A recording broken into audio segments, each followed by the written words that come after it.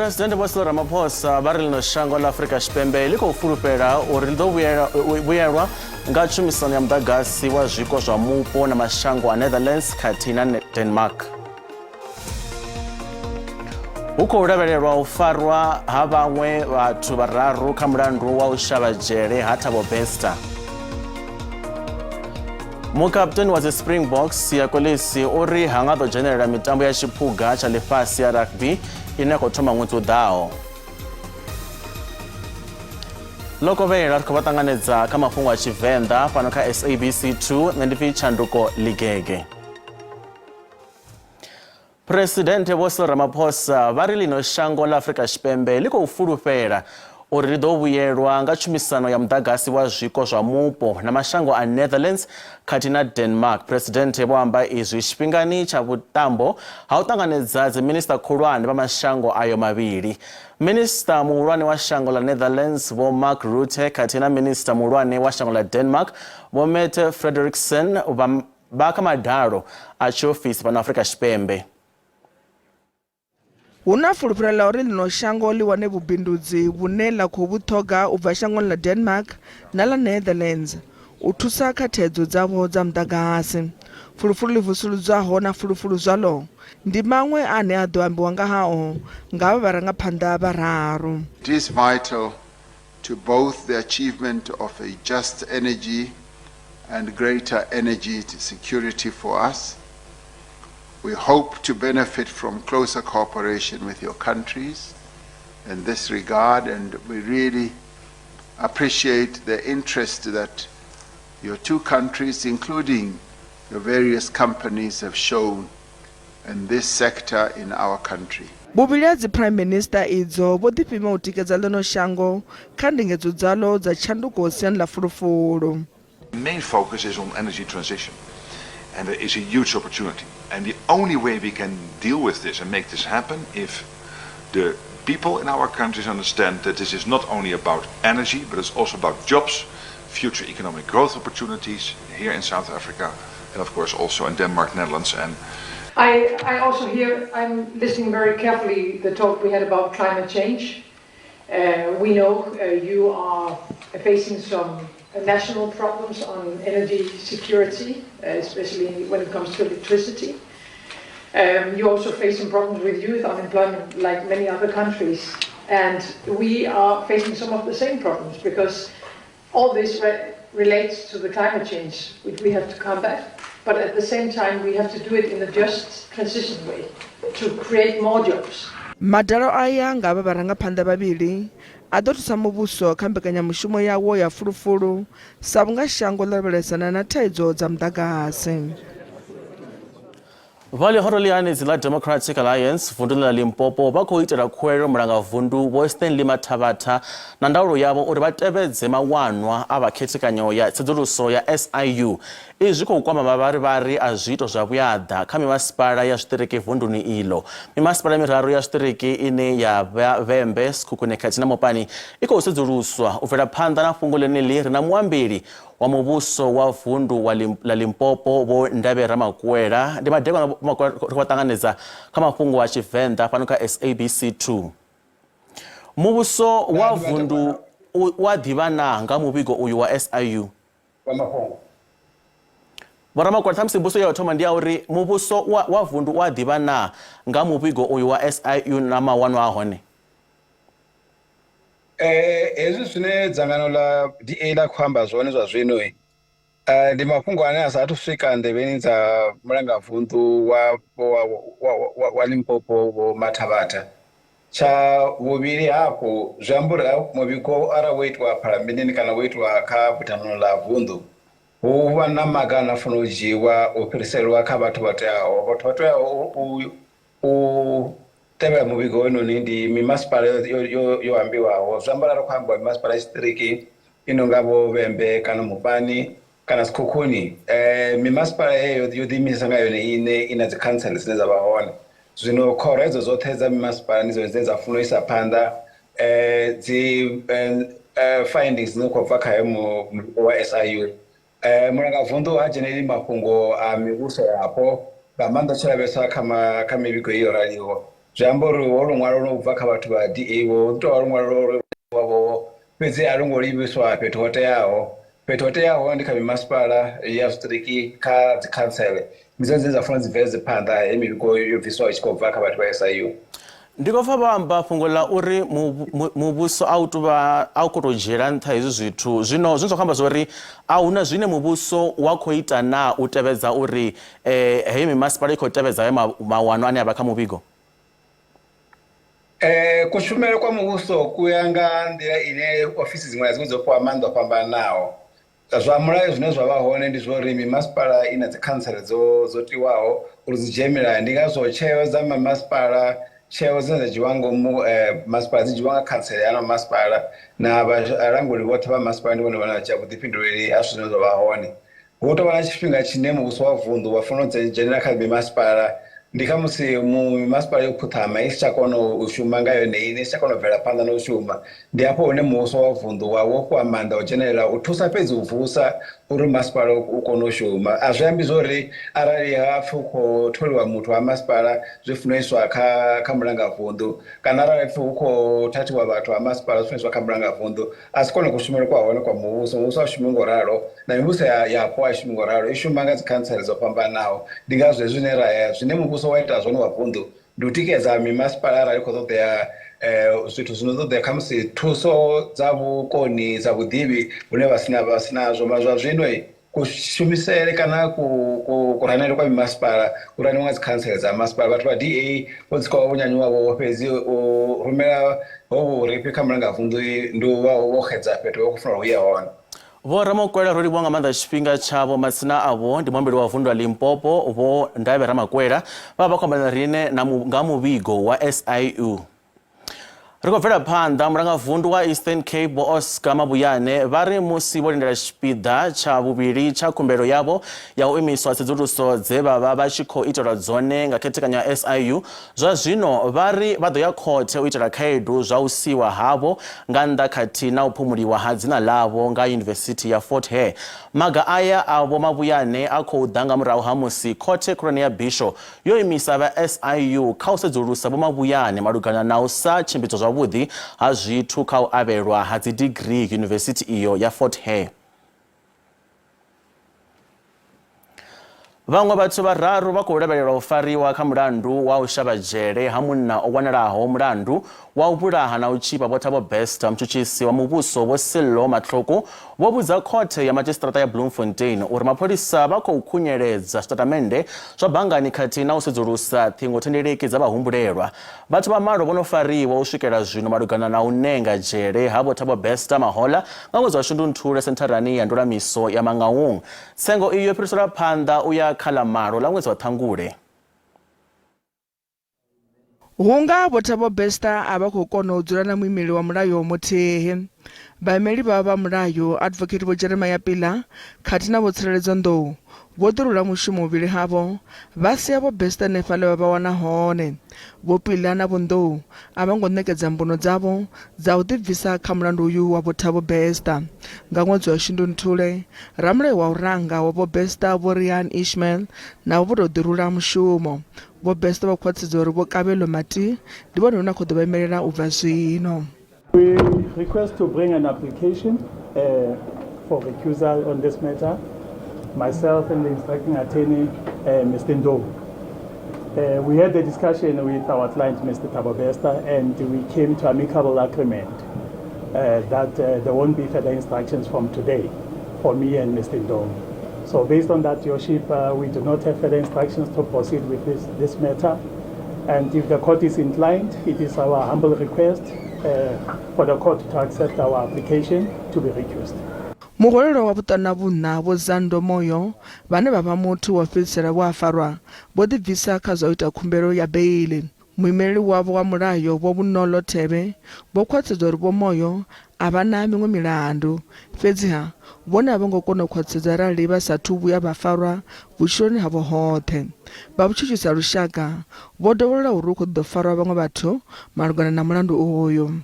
Like we said in the previous appearances, there is an investigative process underway, and once there is investigations underway, we cannot rule out the possibility of more people being arrested or any charges or more charges being added against any of the accused. So we are hoping, we are saying that we are hoping that come the 8th of August, we'll have an idea as to how many accused are going to be arrested, if there's going to be an arrest, and how far the investigations are going to be. Bamuta wa Katlego Bereng wa Xitumbu chawe cha wanala cho tshinyadzwa seleni ya Bothabo Besta ba re bana fulufelo la hore molayo o tlo dzhia boimo hawo. It is encouraging to see to it that, behind the scenes, the investigation is still going and they are working hard. It gives us hope because, yes, we know that more arrests still has to be made. But, coming from them, it gives us hope that they are on the right track. Moses Chozoralo, Magistrata bo Mohlolo Khabisi, bo hana khumbelo ya mogwelelwa wa bobedi bo zolile skeleni ya usa generela tsengo idaho. Khabadi badekanya na SABC News khabari kwame kana bari lumendebe musi wa taga mafhungo ne baba hone kana thaidzo dzine vha tangana nadzo vhuponi ha havho khabari founela ka 011 714 6133 kana ba rumele email ka news@sabc.co.za. SABC News iphilabo yodi imisanga yothe nahona GC.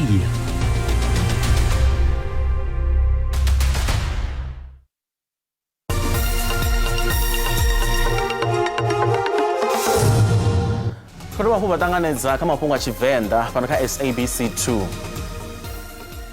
Mapholisa vundu la Northwest vha kha ḓi sedzulusa tshiwo tsha bulayo ḽa tshiṱuhu ḽa mukegulu wa miṅwaha ya 47 vha ḽi ṱhavhile vhuponi ha Brits vhane vha pfi vho vhulawa nga murwa wavho mathomoni a uno ṅwedzi.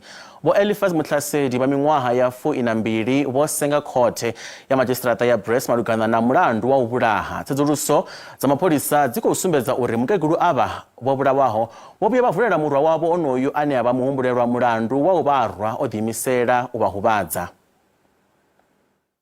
Bo Eliphas Muthlasedi ba khou poma kwa kha mulandu wa bulayo la mme avho na ono kutaiswa uri hovho solo thoma vha tshi lingedza u ita zwito izwo nga murahu musi bo vha ṱuwisa kha vhatshilaho nga lufanga vha vha sia nṱha ha mbete.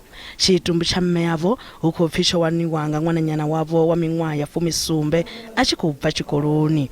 U ya nga mivhigo ya mapholisa ṱhoḓisiso dzavho dzo livhisa kha muthu ane a dzula kha phera ya nga murahu ha nnḓu henefho ngomu dzharaṱani. In the first crime, he assaulted our mother and strangled her until she fell and she was unconscious. Then he was arrested. Later on, he was released on a free bail. Then just 2 or 3 weeks after, he committed this crime now. Vothage vanina vone va van'wana wa mufo va ri chivangi a xi atho va khagala. We are still dealing with it. It's still early days that we can say. For now, it's a matter of questioning ourselves or why, and unfortunately we do not have answers for that. Chiwo ichi cho shosha vukumana vahura. It was not the first time he was first time to strike his mother, you see. But you have nothing at the end can happen like that because you talked with him about this. Muhumbulelwa khou ḓo ḓivhonadza khothe vhege itaho nga ḽavhuvhili u ita khumbelo ya beili. Vahumbulelwa vhavhili malugana na zwiwo zwa u ṱanguliwa ha masheleni tshiṱirikini tsha Vhembe kha vhege dzi si gathi dzo fhelaho vho senga khothe ya magistrata ya Thohoyandou. Vhuvhili havho ndi vho Andani Matidza vha miṅwaha ya 28 khathihi na vho Rembulwani Mudau vha miṅwaha ya 29. Zwa zwino nga ri pfi vhupfiwa ha vhaṅwe vha miraḓo ya lushaka he vha rumelwa kha luṱingothendeleki lwashu. Nṋe ndi ri arali ha vhathu zwa vhukuma hu vhone vho hombokaho masheleni ndi ri mulaka u khwaṱha tshanḓa afho vha valelwa vhathu vha dovha vha lifhisa na masheleni ayo.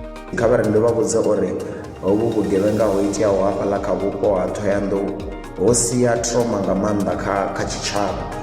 Vhathu vha vho pfa vha na fie na yo to ima mashophoni, vhathu vha vho pfa vha na fie na yo to ya mashophoni u ḓo rengela zwithu.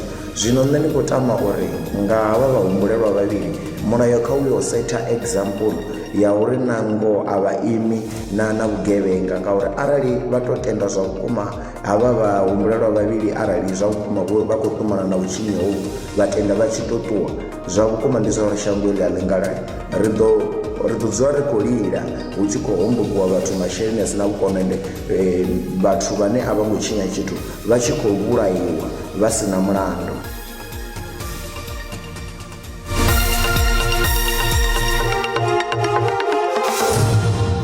Zwino nga ri lavhelese tshiimo tsha zwa ikonomi hune randa ya vhonala i fhasi musi pamedzwa na maṅwe masheleni maḓana a ḽifhasi.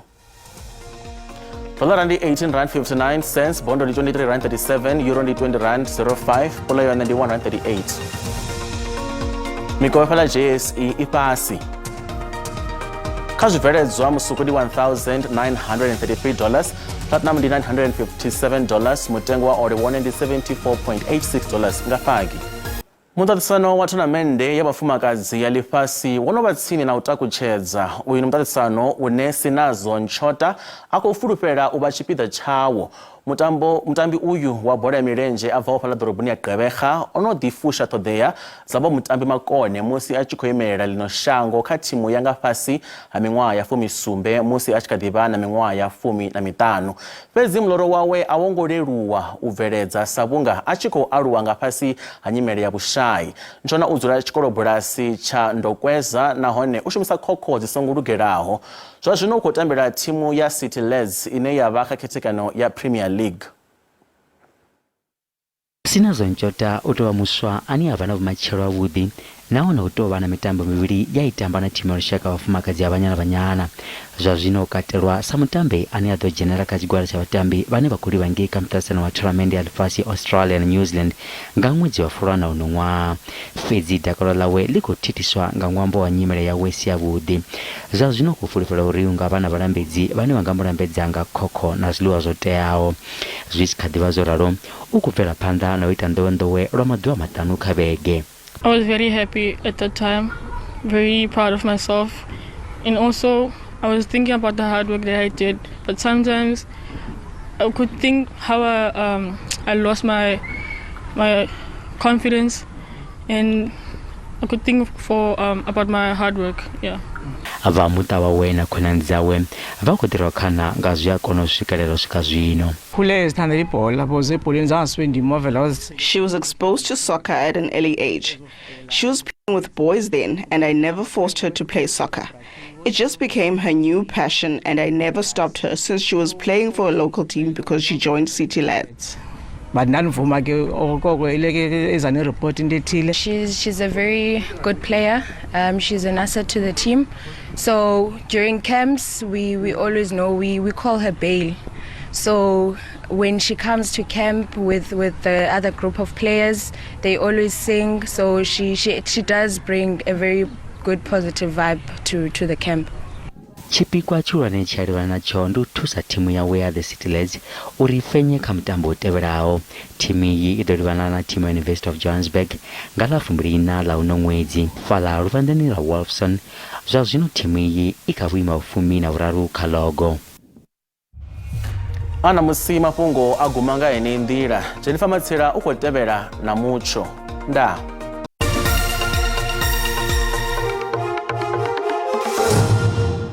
Loko vha vha kha lavhelesa mutsho wa shu zwo ri wane uri fara spione ra khou ri lavhelesa zwine vha khou tsivhudza zwone ro lavhelesa ngeno kha vunḓu ḽa shu ḽa KwaZulu-Natal kha dziḽa mvula dzi tshi ḓo vha dzi tshi khona na musi ri tshi gonya ngeno kha vunḓu ḽa shu ḽa Mpumalanga fhedzi ri tshi ḓa ngeno vhukati kha vunḓu ḽa shu ḽa Gauteng a si zwinzhi zwine zwa khou lavhelelwa ra lavhelesa na ngeno kha vunḓu ḽa shu ḽa Western Cape ku vhona tshi ḓo ḓivha na makole fhedzi dziḽa mvula dza maanḓa a dzi khou lavhelelwa hanefhaḽa ri khou ṱuwa hafhu ri khou lavhelesa ri khou bvela phanḓa khou ya lumuya no ra ḓo siya khou roshola vhukuma ngeno kha vunḓu ḽa shu ḽa Eastern Cape ra ṱuwa hafhu ra lavhelesa na ngeno kha vunḓu ḽa shu ḽa KwaZulu-Natal ha vhonala tshi khou roshola vhukuma fhedzi ri tshi lavhelesa ngeno vhukati ha shango ḽashu ri khou dza fhethu ngo Free State hanefhaḽa hone ha vhonala ho rafiwa zwavhuḓi vunḓuni ḽa Limpopo no khou roshola vhukuma hanefhaḽa na makole na mvula ri khou ṱuwa hafhu ri tshi lavhelesa hanefhaḽa hone vha khou vhona ho tingowa nga muvhala wa ṱaḓa hanefhaḽa zwi khou sumbedza fhedzi zwo ri hai magabelo a ḓo vha o kwata vhukuma ri khou bvela phanḓa nga u ralo zwiṅwe hafhu zwine vha khou tsivhudza zwone ri khou lavhelesa kha vunḓu ḽa Gauteng hono ku vhonala hu tshi ḓo vha hu tshi khou fhisa hu sa khou tou fhisa nga u ralo Pretoria 20 degrees, Johannesburg 19 degrees fhedzi a huna mvula dzine dza khou vhonala ri khou ṱuwa hafhu ri tshi lavhelesa kha vundu la Limpopo hone zwine vha khou tsivhudza zwone ndi mutsho rotholaho mutsho wa makole mutsho ne mvula dzi khou pfela hanefhala Thohoyandou 24 degrees zwa tamba fhedzi asi mvula dzo ḓiṋewa maanḓa ndi mvula dzine dza khou swika hanefhala kha 30%. Ri khou lavhelesa hafhu na kha vundu la Mpumalanga hone hu khou vhonala nahone hu tshi ḓo ḓivha hu tshi khou rothola fhethu fhambanaho mutsho wa makole vhukuma. Carolina 17 degrees ra lavhelesa fhethu nga hanefhala Emelo ri khou vhona zwori i ḓo vha i tshi kha 16 degrees ra mphidzo hai hu ḓo vha hu tshi khou rothola na fhala Skukuza. Ri khou ṱuwa shabesa kha vundu la KwaZulu-Natal nahone na ḓuvha ḽa tshi khou vhona ḽi tshi nga ḽo ṱavha hone u khou ḓi vhona mutsho fhasi vhukuma. Port Shepstone 21 degrees ra ṱuwa ra lavhelesa na fhala Ulundi 23 degrees zwa tamba fhedzi dzone temperature dzine dza khou vhonala dzi nṱhanyana zwa to amba uri mutsho honoyo ndi mutsho wa vha fhasi vhukuma. Ri khou lavhelesa kha vundu ḽashu ḽa Eastern Cape khou vhona zwi ḓo tshi khou rothola vhukuma hune shabesa Makhanda 15 degrees fhala Willomo 13 degrees Mthatha 19 degrees Malitswai temperature passing nga 12 degrees hanefhala. Ri khou lavhelesa kha vundu ḽa Western Cape he mvula dza vha dzi tshi khou na vhukuma dza miḓalo hone khou vhona dzi ḽa mvula dzo rapuwa Beaufort West 15 degrees fhala Lionsburg 14 degrees now dza mvula dzi khou vhona dzi khou rapuwa khou vhona tshi ḓo ḓivha khou rothola kha vundu ḽa Northern Cape nahone u khou vhona tshi ḓo vha tshi khou rothola vhukuma. Carnarvon 15 degrees fhala DR 14 degrees ndi mutsho wo rotholaho na fhala Free State hone a vhona ḓuvha ḽa tshi ḓo nga ḽi khou ṱavha hanefhala fhedzi khou vhona tshi ḓo rothola vhukuma. Bothaville 18 degrees ra lavhelesa Bloemfontein 17 degrees Northwest hone nahone ha vhonala tshi ḓo ḓivha temperature dza tshi vhukati zwavhuḓi u tshi khou rothola fhala Mahike nga 21 degrees u bva kha nne mukolo wa Matsila ndi ri madekwana a vhuḓi